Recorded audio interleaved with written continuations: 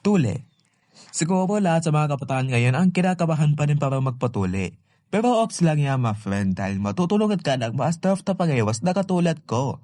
Ayos! To share ang ilan sa mga moments ko nung tinuli ako. Baka may magtanong pa dyan ng ganito. Kaya di ba masakit pag nagpatuli? Ang sagot nun, wala. Literally, hindi naman talaga masakit pagpatuli. Pero seryoso, ang pagpapatuli ay ang magiging tatak mo bilang isang tunay na lalaki. Which is rare or bihira sa totoo lang. Baka may mga asar pa sa'yo tulad dito. Ano, Kevin? Tuloy ka na ba? Hindi pa eh. Ay, Barbie! Sabi ko na! Ano, Kevin? Tuloy ka na ba? Support ka pa tay! Support! Pakimo ha! Pakimo! Kevin, tuloy ka na ba? Oo naman, pre. Support ka pa tay. Patingin nga kami. Tol, pinalaki ka ba ng magulang mo? Anyways, tuloy na tayo sa ating kwento. So, way back nga muna tayo. August 6, 2023, habang nanonood ako at nagpipindot ng kung ano, ay bibing bumaga sa binto. Mama ko nga pala yung nandito sa kwarto namin. Tito, kinausap niya ako. O Kevin, pa, tingnan mo to.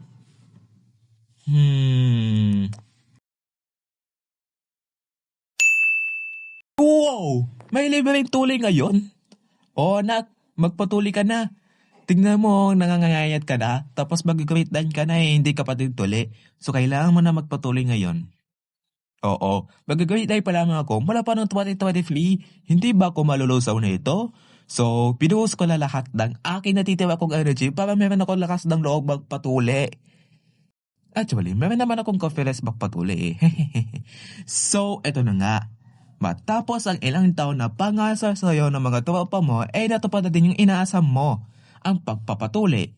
So, eto naligo na ako, nag-asikaso na ako na kung ano may susuot ko. Pagkatapos doon, umalis na kami.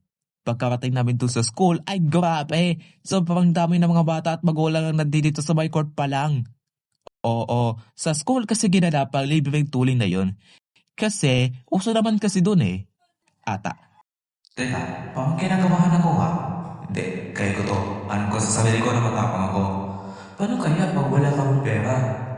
Okay na to, at least libre na naman to. Paano kaya pag nahimatay ko? Naku, magbabakap na lang kaya ako. Paano kaya pag naruso ako? Grabe, magkakaya! So, nagpa-register na kami doon sa libreng tuling ngayon at umupo na kami. Sa upuan malamang. Buti na lang nandito tayo, no? Oo, anak. Hindi tulad doon sa ospital, sobrang mahal. Hindi po ba masakit yung injection kapag nagpatuli? Oo, anak, hindi masakit. Parang kagat lang ng langgam yun eh. Ganun ba?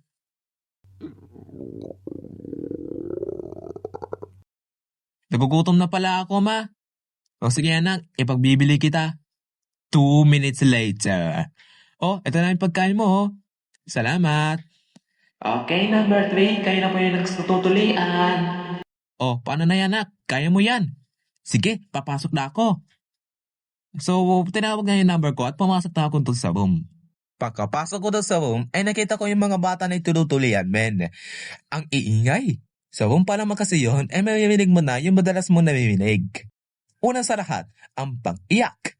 Mami, yung junior ko ang sakit. Mami, tama na po. Anong tama na? Hinawak ko pa naman yung pototoy mo, no? Ay, sorry po, nakakakiliti po kasi. Failure! Kulang pa sa practice si Totoy. At ang pinakahuli pa dyan is yung pagsigaw. Yung tipong dinig pa niya yung speaker dahil sa walang tigil na kakasigaw niya, men. Yung kapag tinutuloy talaga ay maririnig na mga nasa labas. Like, good morning! Samantala, meanwhile,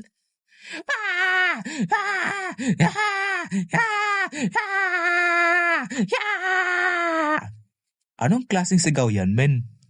Sigaw ng unggoy ata yan, men. So, balik na tayo sa kwento. So, pinahiga na ako doon sa isang table. Table, table, table, table, table, table, table, table, table. Gusto ko ng liempo. Ano, handa na ba? Opo. Excuse me, Bobis, kayo po ba yung magtutuli sa akin?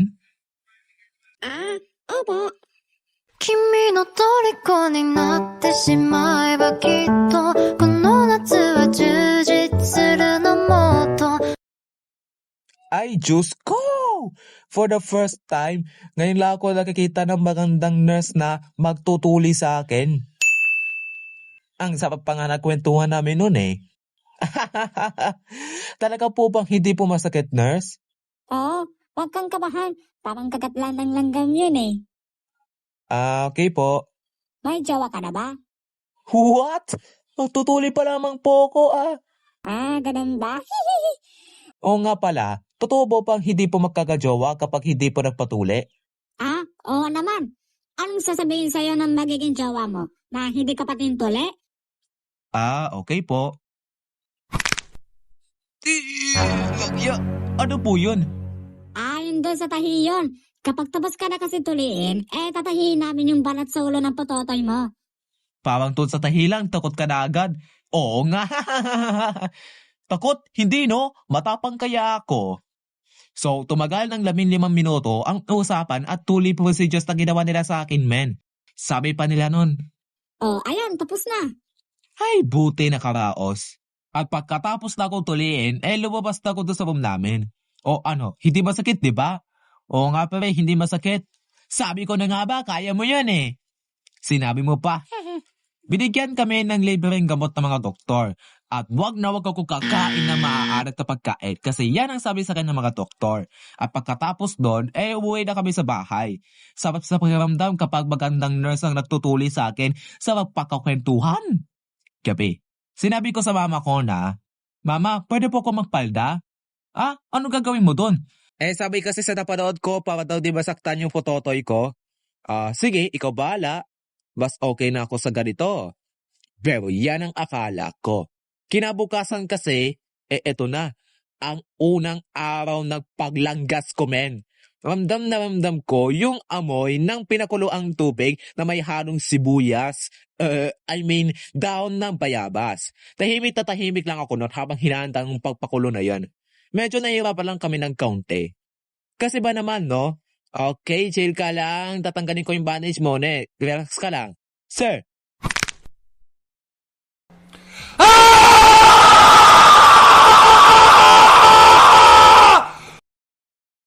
Sa totoo lang, pagtanggal pa lang sa bandage yung ginawa nila sa akin, men. Ang paglanggas ay ang paraan na paglilinis ng sugat na nasa putotoy mo sa pamamagitan ng pagbuhos. Walang kilalaman yung tuwawin ko dyan, men. So, pagkatapos tanggalin yung bandage ko, pinuhos na sa akin ang...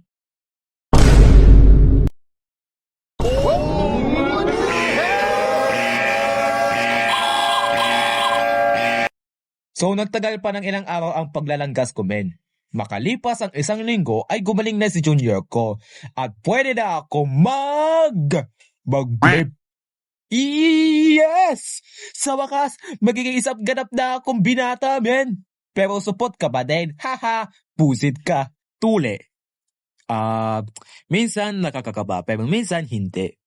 Pero mahalaga ito para sa ating mga kalalakihan kasi ito na ang magiging gap mo from pagkabata to pagkabinata, men. Pero take note ang tuli po ay isang part kung saan babawasan lang ang balat sa ulo ng putotoy mo. Hindi yung puputulin mo tapos tutubo lang ulit. Ano ka? Magician? Anak ng...